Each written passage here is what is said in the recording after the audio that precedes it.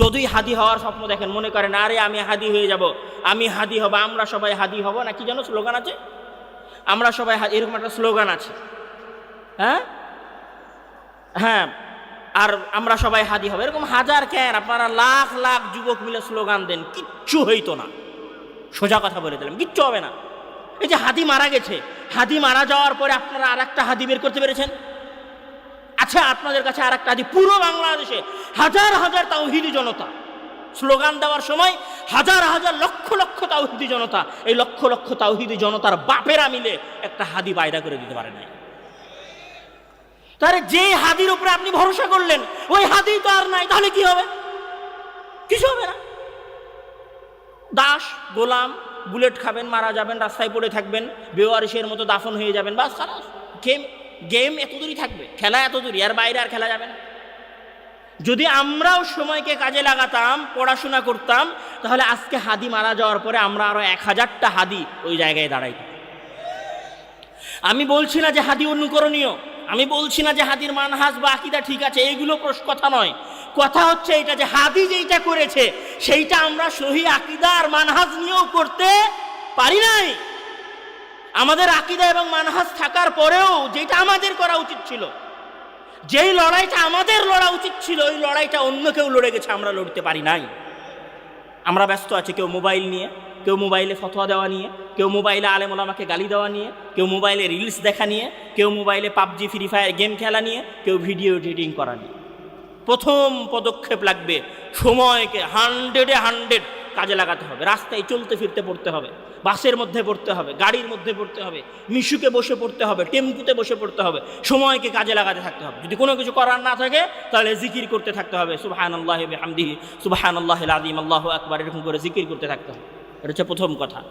দ্বিতীয় কথা হচ্ছে যে জ্ঞান অর্জন করতে হবে সময়কে কাজে লাগানোর পরের পয়েন্ট। অনেক অসংখ্য পয়েন্ট আছে, এই পয়েন্টগুলোই যে একমাত্র পয়েন্ট বিষয়টা এরকম না, কিন্তু মূল পয়েন্টগুলোর একটা হচ্ছে, দ্বিতীয় হচ্ছে যে জ্ঞান অর্জন করতে হবে। জ্ঞান অর্জন কেন করতে হবে? আসলে জ্ঞান অর্জন করতে হবে এই কথাটা বলার আগে আমি একটা কথা বলে নেই, সেটা হচ্ছে যে মুসলমানদের আজীবনের ইতিহাস, মানে মুসলমানদের ইতিহাসে জ্ঞান অর্জন করার বাইরে কোনো ইতিহাসই নাই। আবার কথাটা শোনেন, মুসলমানদের ইতিহাসে, মানে এই যে আপনারা যে সারাদিন বলেন না আমরা খেলাফত প্রতিষ্ঠা করব, বাংলাদেশে ইসলামী সমাজ প্রতিষ্ঠা হবে, ইসলামী খেলাফত প্রতিষ্ঠা হবে, আল্লাহু আকবার দিয়ে স্লোগান দেন না, ওই ইসলামী খেলাফতে পড়াশোনার বাইরে, ইলম অর্জন করার বাইরে আর কিছুই ছিল না। হাজার হাজার শত শত আলেম ওলামারা, মুসলিম শাসকেরা পর্যন্ত জ্ঞান অর্জন করেছে। আপনি যান উমাইয়া সালতানাতে, মানে রাসূল সাল্লাল্লাহু আলাইহি ওয়াসাল্লামের 4 খলিফার পরের সালতানাত হচ্ছে উমাইয়া সালতানাত। উমাইয়া সালতানাতে কি ছিল? দেমাশকে হাজার হাজার আলেম ওলামা, শত শত আলেম ওলামা, যত বড় বড় মুহাদ্দিসের নাম আপনি বলবেন, ইমাম বুখারী থেকে নিয়ে শুরু করে যত মুহাদ্দিসের কথা আপনি বলবেন, সব মুহাদ্দিস এবং তাবেঈন হচ্ছে কোন যুগের? উমাইয়াদের যুগের। জ্ঞান অর্জন, প্রত্যেক মসজিদ হচ্ছে ইলমের কারখানা, প্রত্যেক মসজিদে দার্স। আপনি দেমাশ আপনি যদি ওই সময়ের ইতিহাস খোলেন তাহলে আপনি দেমাশকের এরকম একটা মসজিদও পাবেন না যেই মসজিদে ইলমের দার্স হইতো না। এরকম একটা মসজিদও পাবেন না যেই মসজিদে মানুষেরা, সাধারণ মানুষেরা জ্ঞান অর্জন করার জন্য আসতো না। আপনি যদি তাদের পরে, উমাইয়াদের পরের শাসকদের ইতিহাস খোলেন, বাগদাদীয়দের ইতিহাস খোলেন, বাগদাদে জ্ঞান অর্জন, পুরো বাগদাদের ইতিহাস, বাগদাদের যে 200-250 বছরের যে ইতিহাস আছে আব্বাসীয়দের, এই 200-250 বছরের ইতিহাসে ওয়াল্লাহে উমাইয়াদের সালতানাতে তো যুদ্ধ বিগ্রহ আছে, জিহাদ আছে, আর আব্বাসীয়দের সালতানাতে জ্ঞান অর্জন করার বাইরে কিছুই নাই, খালি জ্ঞানই অর্জন করেছে। এবং পৃথিবীর সবচেয়ে বড় গবেষণাগার, মানে এরকম 100টা অক্সফোর্ড লাগবে আব্বাসীয়রা যে গবেষণাগার প্রতিষ্ঠা করেছিল, ওইরকম একটা গবেষণাগার প্রতিষ্ঠা করতে, যেটার নাম ছিল হাউস অব উইজডম। আপনি ওই সময় আব্বাসীয়দের শাসন আমলে আপনি খোঁজ নেন, খোরাসান, যেটা বর্তমানে আফগানিস্তান, খোরাসান আল কুবরা, খোরাসান আল সুগরা, এই সব পুরো খোরাসানের সকল মসজিদ, মারাকেশের যে পুরো এলাকা, এই পুরো এলাকায় সব মসজিদে দার্স হতো, মানুষ কোরআন হাদিসের জ্ঞান অর্জন করত। এখানে বসে মানুষের, এই বিখ্যাত একজন ঐতিহাসিক আছেন ইমাম হোসেন, উনি ওনার ইতিহাসের মধ্যে কথা বলেছেন যে বাগদাদীয়দের যে এডুকেশন সিস্টেম ছিল, এই এডুকেশন সিস্টেমের, মানে এই শিক্ষা ব্যবস্থার প্রথম এবং প্রাইমারি স্তর ছিল কোরআন পড়া শেখা, তারপরে দ্বীনের মৌলিক জ্ঞান অর্জন করা, তারপরে ফিকহ, উসুলে ফিকহ, হাদিস, উসুলে হাদিসের প্রাথমিক জ্ঞান অর্জন করা। যখন একজন ছাত্রের প্রাথমিক জ্ঞান অর্জন করা হয়ে যায়, তখন কেউ বিজ্ঞানের রাস্তায় যায়, আর কেউ হাদিসের আরো গভীর জ্ঞানের রাস্তায় যায়। এটা হচ্ছে ইতিহাস। এবং ওই সময় বাগদাদ এবং বাগদাদের আশেপাশের যত মসজিদ আছে, সব মসজিদ হাউস অব উইজডম, বাইতুল হিকমার সাথে কানেক্টেড ছিল। সবাই ওইখানে পড়াশোনা করতো প্রাইমারি লেভেলে, আর উচ্চতর গবেষণা করার জন্য আসতো এই হাউস অব উইজডমে, বাইতুল হিকমায়। এরা এত বেশি জ্ঞানের প্রতি প্রেমী ছিল, জ্ঞান এরা এত বেশি অর্জন করত, যে হারুন আর রশিদ নিজে হাদিসের দার শোনার জন্য যেতেন। ওনার বিষয়ে বলা আছে যে উনি ওনার সন্তান মামুন এবং আমিনকে নিয়ে উনি হাদিসের মুয়াত্তা মালিকের দার শোনার জন্য রাজপ্রাসাদ ছেড়ে দিয়ে মসজিদে গিয়ে বসে থাকতেন। আর আমাদের লাট সাহেবেরা কি করে জানেন? পকেটে 2 টাকা চলে আসলে, আর মাসের বেতন হয়ে গেলে, আর সারাদিনে 1000 টাকা ইনকাম করা হয়ে গেলে, এরকম করে বসে থেকে মোবাইল চালায়। যদি টিচারের প্রাইভেট শেষ হয়ে যায়, তো প্রাইভেট থেকে আসার সময় পাবজি খেলে, প্রাইভেট থেকে আসার সময় ফ্রি ফায়ার খেলে। আজকে প্রাইভেট পড়তে যাবো না রে, তো কেন? আজকে ফ্রি ফায়ার খেলছি। আজকে পড়তে হয়, আজকে পড়া নাই কেন? আজকে ভারত আর পাকিস্তানের ক্রিকেট ম্যাচ চলছে। তুমি ক্রিকেট ম্যাচের যে বল আছে না, ওই বলের 6-এর মতো তুমি উড়ে চলে যাবা, বাংলাদেশের সমাজে তোমার কোনো ভূমিকা থাকবে না যদি তুমি জ্ঞান অর্জন না করো। তুমি যদি আন্দালুসে যাও, পুরো ইউরোপ যেই জায়গার সিজদা করেছে, আমি বাড়ায় বলছি না, পুরো ইউরোপ যেই অঞ্চলের জ্ঞানের সিজদা করেছে, সেই অঞ্চলের নাম হচ্ছে স্পেন। তোমরা আজকে স্পেনকে কি নামে চেনো? রিয়াল মাদ্রিদের নামে চেনো। স্পেন রিয়াল মাদ্রিদের নামে পরিচিত ছিল না। স্পেন একদিন বার্সেলোনার নামে পরিচিত ছিল না। স্পেন তোমাদের সময় নষ্ট করার কারণ ছিল না। তোমাদের বাপ দাদারা স্পেনে শুধু জ্ঞানী অর্জন করেছে। স্পেনের গ্রানাডা, স্পেনের টলেডো, স্পেনের কর্ডোভা, এগুলো সব জ্ঞানের নগরী ছিল। সবগুলোতে শত শত মাদ্রাসা এবং স্কুল ছিল। পুরো গ্রানাডা শহরে প্রায় 300-রও অধিক স্কুল এবং কলেজ ছিল। কর্ডোভা নগরীতে তৎকালীন পৃথিবীর সবচেয়ে বড় বিশ্ববিদ্যালয় ছিল, যেগুলো তো অমুসলিমেরা পড়াশোনা করার জন্য আসতো। মুসলিম তো দূরের কথা, অমুসলিমেরা পর্যন্ত জ্ঞান অর্জন করার জন্য আসতো। তোমরা পড়েছো না, ওই যে তোমাদেরকে পড়ানো হয়েছে তোমাদের বইয়ে, যে উড়োজাহাজ আবিষ্কার করেছে আমেরিকার 2 জন কোনো ভাই 1903 সালে। সর্বপ্রথম উড়োজাহাজ যিনি আবিষ্কার করেছেন, তিনি হচ্ছে আমাদের বর্তমান উড়োজাহাজ আবিষ্কার করার 1000 বছর পূর্বে আব্বাস ইবনে ফিরনাস, আন্দালুসে বসে থেকে। উনি সর্বপ্রথম আন্দালুসের ওই মিনার থেকে উড়ে লাফ দিয়েছিলেন। লাফ দেওয়ার পরে উনি ব্যথা পান ওনার কোমরে। তখন উনি এই থট দেন, এই চিন্তা দেন যে মানুষ যদি উঠতে চায়, তাহলে সবার আগে ওই বাহনের লেজ লাগাতে হবে। এই জন্য আজকের বিমানে লেজ আছে। সর্বপ্রথম বিমানের থিওরি ওনার দেওয়া। এরকম হাজারো, আমি আজকে ওগুলো ইতিহাস আলোচনা করতে চাচ্ছি না। ওই ইতিহাসের উপরে 1000 ঘন্টা বক্তব্য দেওয়া যাবে, আপনাদের যে ইলম অর্জনের ইতিহাস আছে। আমি যদি ওই সমস্ত ঘটনার 2-1টা ঘটনা বলি, আপনি এইরকম আলেম ওলামা পাবেন, এইরকম জ্ঞানপ্রেমী মানুষেরা পাবেন, যারা বাড়ি ঘর বিক্রি করে দিয়েছে জ্ঞান অর্জন করার জন্য। ইমাম নববী রাহিমাহুল্লাহ, উনি একজন বিখ্যাত মুহাদ্দিস। উনি বলছেন যে 2 বছর যাবত আমি আমার পিঠ কোনোদিন মেঝেতে, মানে বিছানায় ঠেকাই নাই। কি পরিমাণ জ্ঞান অর্জন করেছে। বাকি বিন মাখলাদ রাহিমাহুল্লাহ নামে একজন মুহাদ্দিস ছিলেন। উনি আন্দালুস, স্পেনের মানুষ ছিলেন। ওইখান থেকে 5500 কিলোমিটার পথ পায়ে হেঁটে এসেছেন বাগদাদে আহমদ ইবনে হাম্বল রাহিমাহুল্লাহর কাছে জ্ঞান অর্জন করার জন্য। আপনাদের ইতিহাসে, ওয়াল্লাহে, আল্লাহর কসম, আপনাদের ইতিহাসে জ্ঞান অর্জন করার বাইরে আর কিছুই নাই, শুধু জ্ঞান অর্জনের ইতিহাস আছে। এখানে আরেকটা কথা আমি বলে দেই, যে জ্ঞানই হচ্ছে বিজয়ের মূল ভিত্তি। কেন জ্ঞান বিজয়ের মূল ভিত্তি, তার একটা দলিল দিয়ে আমি আমার কথা সামনের দিকে নিয়ে যাব। সেই কথার প্রথম কথা হচ্ছে যে মহান আল্লাহ তাআলা যখন আদমকে সৃষ্টি করলেন, আপনারা সেই সৃষ্টির ঘটনা জানেন না? জ্ঞানের প্রতিযোগিতা হওয়া উচিত। ওই দিন আল্লাহ তাআলা আদমকে শ্রেষ্ঠ প্রমাণ করার জন্য কি দিয়েছিলেন? জ্ঞান দিয়েছিলেন। আজকে যদি কেউ শ্রেষ্ঠ হইতে চায়, তাহলে তাকে কি অর্জন করতে হবে? জ্ঞান অর্জন করতে হবে। ওই দিন ফেরেশতারা আদমকে সিজদা করেছিল। আপনি যদি চান যে আজকে সারা বিশ্ব আপনার পায়ের নিচে এসে সিজদা করুক, তাহলে আপনাকে কি অর্জন করতে হবে? জ্ঞান অর্জন করতে হবে। সাকিব আল হাসান কেন, সাকিব আল হাসানের মতো 100টা ক্রিকেটার যদি বাংলাদেশে আগামী 100 বছর খেলে, সারা পৃথিবীর তাতে কোনো যায় আসে না। ওরা মজা পাবে আপনাকে দেখে, ওরা আনন্দ পাবে আপনাকে দেখে। আপনারা যদি ভারত পাকিস্তানের মতো হাজারো ক্রিকেট অনুষ্ঠানের আয়োজন করেন, আর সেই অনুষ্ঠানে যদি লক্ষ লক্ষ লক্ষ দর্শক হয় আগামী 50 বছর যাবৎ, এই লক্ষ লক্ষ দর্শকে আমেরিকান, ইউরোপিয়ান এবং ব্রিটেনের কোনো এবং ইসরায়েলের কোনো যায় আসে না। ওরা এগুলোকে গুরুত্ব দেওয়ারই দরকার মনে করে না। ওরা তো মনে করে সব গরু ছাগল সময় নষ্ট করার জন্য যাইতেছে খেলা দেখতে। এদেরকে নিয়ে আবার টেনশন করার সময় আছে নাকি? এরা কি করবে? আজকে আপনি, আপনার কাছে পৃথিবীর সবচেয়ে বেশি সোনা আছে, আপনার কাছে পৃথিবীর সবচেয়ে বেশি তেল আছে, আপনার কাছে পৃথিবীর সবচেয়ে বেশি ইউরেনিয়াম আছে, আফগানিস্তানের কাছে পৃথিবীর এত বেশি দুর্লভ পদার্থ আছে যেটা পৃথিবীর আর কারোর কাছে নাই। সবচেয়ে বেশি সোনা আছে মুসলমানদের আফ্রিকান অঞ্চলগুলোতে, আর সবচেয়ে বেশি তেল আছে মধ্যপ্রাচ্যের এই অঞ্চলগুলোতে। মানে টাকা পয়সা, অর্থ সম্পত্তি সব হচ্ছে আপনার কাছে, আর আপনি সেজদা করেন ইসরায়েল, আমেরিকা আর ব্রিটেনের পায়ের তলে গিয়ে। আমি আপনাকে মজার কথা শোনাই। আজকে ধরেন কোটি কোটি টাকা খরচ করে, লক্ষ লক্ষ টাকা খরচ করে, বিলিয়ন ডলার খরচ করে আমি একটা শহর বানাইলাম, ধরেন দুবাই বানালাম।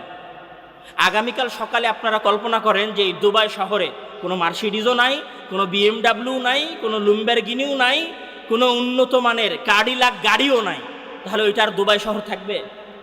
আমি না বুঝাতে পারি না এই কথা আপনাকে। আপনার কাছে তেল আছে, আপনি তেল বিক্রি করেছেন, কোটি কোটি টাকা ইনকাম করেছেন। ওই কোটি কোটি টাকা ইনকাম করে যে শহরটা বানালেন, ওই শহরে যদি BMW আর মার্সিডিজের গাড়ি না ঘোরে, লুম্বরগিনির গাড়ি না ঘোরে, আপনার ওই শহরের কোনো মূল্য আছে? কোনো মূল্য নাই। ওই গাড়িটা কার? ওই গাড়িটা জাপানের। ওই গাড়িটা কার? ওই গাড়িটা আমেরিকার। ওই গাড়িটা কার? তো ওই গাড়িটা কানাডার। ওই গাড়িটা কার? ফোর্ড। তো এটা ব্রিটেনের। আপনি যে ধরেন আপনি দুবাই শহর বানাইছেন, এখন আপনি একটু ভাব নিবেন, আপনার পকেটের আইফোনটা নাই, আইফোনটা নিয়ে চলে গেছে আমেরিকা, স্যামসাংটা নিয়ে চলে গেছে দক্ষিণ কোরিয়া, হুয়াওয়ে নিয়ে চলে গেছে চীন। আপনি কে? ফকির, গরিব, অসহায়, যার কোনো মূল্য নাই। বুঝাতে পারিনি মনে হয় আমি কথা। আপনার কোনো মূল্য আছে নাকি? কিসের মূল্য আছে? কিসের কোটি টাকা আছে আপনার কাছে? যে ইঞ্জিনিয়ারগুলো দিয়ে আপনি শহর তৈরি করেছেন, ওই ইঞ্জিনিয়ারেরা যদি আগামীকাল বয়কট করে বসে থাকে, তোমার এই শহরের ডিজাইনই আমি করবো না, তোমার এই বিল্ডিংই বানাবো না, আপনি কে রে ভাই? আপনার কিসের মূল্য আছে? সবাই আপনারা গোলাম, বুঝতে পারছেন না কেন? দাস। আপনার পকেটে আইফোন থাকুক আর আপনি মার্সিডিজ গাড়িতে চড়েন, আপনি গোলাম। আপনার বাপ গোলাম, আপনিও গোলাম। আপনার পরবর্তী বংশধর যারা জন্ম নিবে সব গোলাম হয়ে জন্ম নিবে।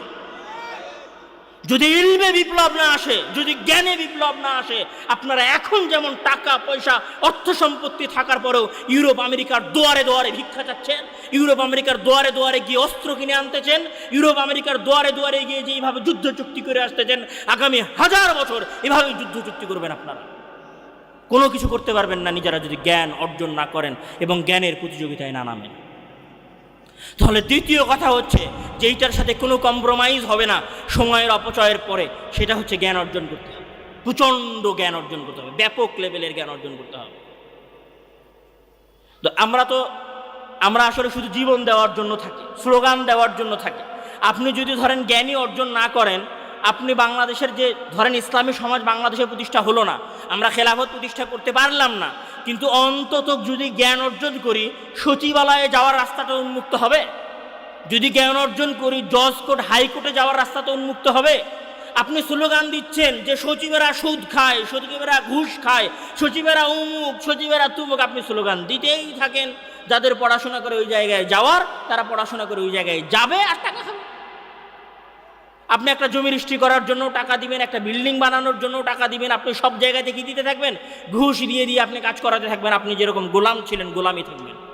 তাহলে আপনাকে সবার আগে আপনার সন্তানকে পড়িয়ে মানুষের মতো মানুষ করে ওই জায়গাগুলোতে পাঠাতে হবে। যদি এইভাবে মানুষের মতো মানুষ করে পাঠাতে পারেন, তাহলে আগামী 15 থেকে 20 বছর পরে বাংলাদেশ যে জায়গায় যাবে, সেই জায়গায় আপনারা দেখতে পাবেন যে সব দিনদার মুসলিম ভালো ভালো ছেলেরা সচিবালয়ে হাইকোর্টে বসে আছে। তখন আপনি ভালো কিছুর কল্পনা করতে পারেন, তখন আপনি নতুন কোনো বিপ্লবের কথা কল্পনা করতে পারেন। এটা ছিল আমার দ্বিতীয় পয়েন্ট। তৃতীয় যে পয়েন্ট, সেটা হচ্ছে যে তৃতীয় পয়েন্টটা অত জরুরি না মনে হলেও আবার এইটা সবচেয়ে জরুরি। সেটা কেন জরুরি? যে অমুসলিমেরা মুসলমানদের যেই জায়গাগুলোতে সবচেয়ে বেশি কঠিনভাবে আঘাত করেছে, বুঝতে হবে ওই জায়গাটা মুসলমানদের জন্য সবচেয়ে গুরুত্বপূর্ণ। আবার বলি কথাটা, যেই জায়গায় অমুসলিমেরা সবচেয়ে কঠিনভাবে আঘাত করেছে, ওই জায়গাটা কি বলেন তো? সবচেয়ে গুরুত্বপূর্ণ। মানে শত্রুর কোন জায়গায় আঘাত করে? যেটা সবচেয়ে গুরুত্বপূর্ণ জায়গা, যেটা সবচেয়ে শক্তিশালী জায়গা, যেই জায়গায় সবচেয়ে বেশি সম্ভাবনা আছে, শত্রু ওই জায়গাতে হামলা করে। আপনি এবার খুঁজতে থাকেন যে শত্রু আপনার কোন কোন জায়গাগুলোতে সবচেয়ে শক্তিশালী হামলা করেছে। আপনি যদি চারপাশে খোঁজেন না, তাহলে আপনি দেখবেন যে শত্রু সকল কাজের মধ্যে শুধুমাত্র আপনার চরিত্র হননের চেষ্টা করছে। আপনি মনে বুঝতে পারেন না, এই ফেসবুক কিসের জন্য? চরিত্র হনন করার জন্য। এই যে ইউটিউব কিসের জন্য? চরিত্র হনন করার জন্য। এই যে ফ্রি মিক্সিং কিসের জন্য? ফ্রি মিক্সিংয়ের এই প্রথা বাড়ানো কিসের জন্য? আপনাদের চরিত্র হরণ করার জন্য। সব আপনি দেখবেন যে আপনাদের চরিত্র হরণ করার জন্য করা হয়েছে। তাহলে তৃতীয় সবচেয়ে গুরুত্বপূর্ণ জায়গা হচ্ছে যে চরিত্রকে বিল্ড আপ করতে হবে। চরিত্র কার গেছে? যুবকের গেছে। চরিত্র কার গেছে? আপনার বোনের গেছে। মানে আপনার বোন আর আপনার ভাইয়ের চরিত্র এবং ক্যারেক্টারকে ঠিক করতে হবে। এই ক্যারেক্টারের যেটা সবচেয়ে গুরুত্বপূর্ণ জায়গা মেয়েদের জন্য, সেটা হচ্ছে পর্দা। আসলে যখন আমরা যখন ভাবি বা আমাদের সামনে যখন বলা হয় যে মেয়ে কাজ করছে না, মানে সেই মেয়ে বেকার, সেই মেয়ে স্বাবলম্বী না, সেই মেয়ে নিজের পায়ে দাঁড়ায় নাই, আমাদের কাছে সম্মানের হচ্ছে যে আমাদের মেয়ে গার্মেন্টসে কাজ করবে, এটা আমাদের জন্য অনেক সম্মানের। আমাদের জন্য সম্মানের যে আমাদের মেয়েরা মাথায় টুকরি নিয়ে সেটাতে বালু ভরে রাস্তায় গিয়ে মাটি ফেলবে, এটা আমাদের কাছে অনেক সম্মানের। আমাদের মেয়েরা ডাক্তার ইঞ্জিনিয়ার হবে, এটা আমাদের কাছে অনেক সম্মানের। আমি এবার আপনাকে প্রশ্ন করি, আচ্ছা ডাক্তার ইঞ্জিনিয়ার হওয়া বেশি সহজ নাকি ডাক্তার ইঞ্জিনিয়ার বানানোর কাজটা বেশি সহজ? ডাক্তার ইঞ্জিনিয়ার, আবার উল্টো করে প্রশ্ন করি, ডাক্তার ইঞ্জিনিয়ার হওয়া বেশি কঠিন নাকি আর একজনকে তারবিয়াত করে পরিচর্যা করে ডাক্তার ইঞ্জিনিয়ার বানানো বেশি কঠিন? বলেন, বানানো বেশি কঠিন। আচ্ছা 1000 কোটি টাকার কোম্পানি বানানো বেশি কঠিন নাকি 1000 টাকার কোম্পানি বানানো বেশি কঠিন? 1000 কোটি টাকার কোম্পানি বানানো বেশি কঠিন। তাহলে যে 1000 কোটি টাকার কোম্পানি বানানোর চ্যালেঞ্জ নিবে, পেশা গ্রহণ করবে, সে সবচেয়ে বড় চ্যালেঞ্জ নেয় নাই? সে সবচেয়ে বড় পেশা গ্রহণ করেনি?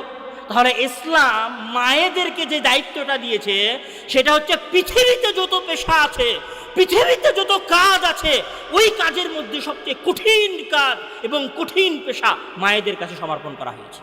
সেটা কি? সন্তানকে মানুষের মতো মানুষ করার পেশা।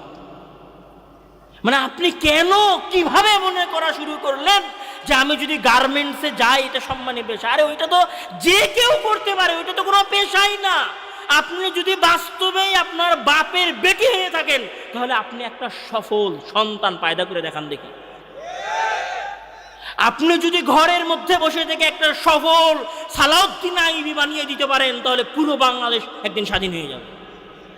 আপনারা যদি ঘরের মধ্যে বসে থেকে একটা হাদি পয়দা করেছেন, আমাদের মা বোনেরা যদি আগামী 15 বছরে হাদির মতো সহি আকীদার এবং ইমানে বলিয়ান হাজার হাদি পয়দা করতে পারে, এই বাংলাদেশ আজাদ হওয়ার জন্য কিছু লাগবে না?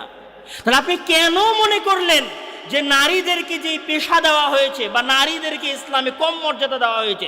ইসলাম নারীদেরকে যে কাজটা দিয়েছে না, সেটা হচ্ছে পৃথিবীর সবচেয়ে সম্মানিত পেশা। আমি বলি, পৃথিবীতে আজকাল যত কাজ চলতেছে সব মানুষের, এই যে ধরেন আমাদের ময়মনসিংহে একটা স্কুল আছে, হেলিবাড়ি স্কুল। এই স্কুলে পড়তে 1 বছরে 39 লক্ষ টাকা লাগে। কত টাকা লাগে? 39 লক্ষ টাকা। ওই 39 লক্ষ টাকাটা একজন ছাত্রের 1 বছরে লাগে। মানে একজন ছাত্রকে মানুষ করার, মানে মানুষের মতো মানুষ করার 1 বছরের বিল কত? 39 লক্ষ টাকা, 1 বছরের বিল। তাহলে একটা মা সন্তান পয়দা করার পর থেকে একদম পূর্ণ বুঝমান হয়ে যাওয়া পর্যন্ত মানুষ করতেছে। তাহলে ওই স্কুলের যে মাস্টার আছে, যে প্রিন্সিপাল আছে, যে শিক্ষক আছে, ওই শিক্ষকের চেয়ে ঘরে বসে যে মা সন্তানকে পাঠ দিচ্ছে, সে বেশি সম্মানিত পেশায় নয়? তার যে মূল্য, সেই মূল্য 39 লক্ষ টাকার কয়েকশো ডবল। তাহলে আপনি কিভাবে মনে করলেন যে মায়েদের পেশা অত গুরুত্বপূর্ণ পেশা না? তৃতীয় যে পয়েন্টটা বলে আমি আমার কথা শেষ করে দিব, সেটা হচ্ছে আমাদের এমন মা বোনের একটা শ্রেণী লাগবে, আমাদের এমন বোন লাগবে এবং এমন মা লাগবে যারা আপনাদের স্ত্রী নয় বরং আপনাদের সন্তানের প্রকৃত তারবিয়াতকারী। যেই দিন আপনারা ঘরে ঘরে ইমাম বুখারীর মায়ের মতো মা পায়দা করতে পারবেন, যেই দিন আপনারা ঘরে ঘরে ইমাম মালিকের মায়ের মতো মা নিয়ে আসতে পারবেন, যেই দিন আপনারা ঘরে ঘরে আব্দুর রহমান আর দাখিলের মায়ের মতো মা নিয়ে আসতে পারবেন, এরকম হাজার ঘরে যদি এরকম হাজারটা মা পায়দা হয়, বাংলাদেশে যে সমস্ত যুবকেরা তৈরি হবে ওরা বাংলাদেশের সবচেয়ে সাহসী এবং সবচেয়ে অপ্রতিদ্বন্দ্বী সন্তান হিসেবে পায়দা হবে। এজন্য মিশন নেন, বিপ্লব, সমাজ পরিবর্তন করা, সমাজের জন্য কিছু করা মানে স্লোগান দেওয়া নয় রে ভাই। আমার পুরো আলোচনার সারমর্ম হচ্ছে এইটা, যে সমাজের জন্য কিছু করা মানে রাস্তা বন্ধ করা নয়। সমাজের জন্য কিছু করা মানে রাস্তা বন্ধ করে হরতাল করে আইন পরিবর্তন করা নয়।